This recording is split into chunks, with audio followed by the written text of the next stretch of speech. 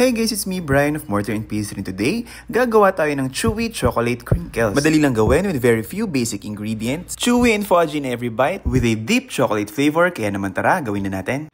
Sa isang bowl, sift natin all together yung ating 2 cups ng all-purpose flour, 2 teaspoons ng baking powder, and 1/4 teaspoon ng salt.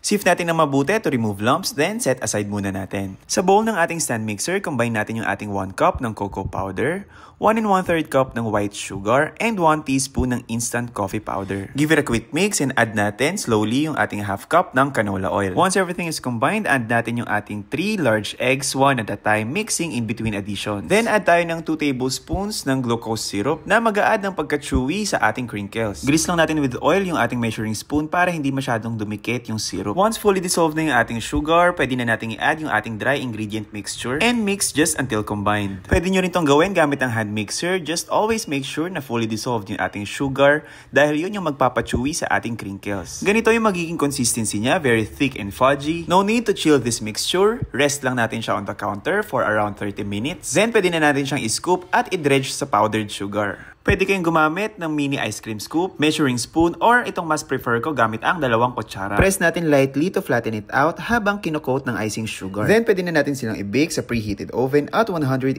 degrees Celsius for 6 to 8 minutes. Baking time din ang sikreto para maging chewy yung ating crinkles. 7 minutes ang sweet spot for me, depende sa oven ninyo. A minute more than that ay pwede na siyang mag-dry out. For this recipe, nakagawa tayo ng 48 pieces. Palamigin lang natin over a wire rack and enjoy your homemade chocolate crinkles.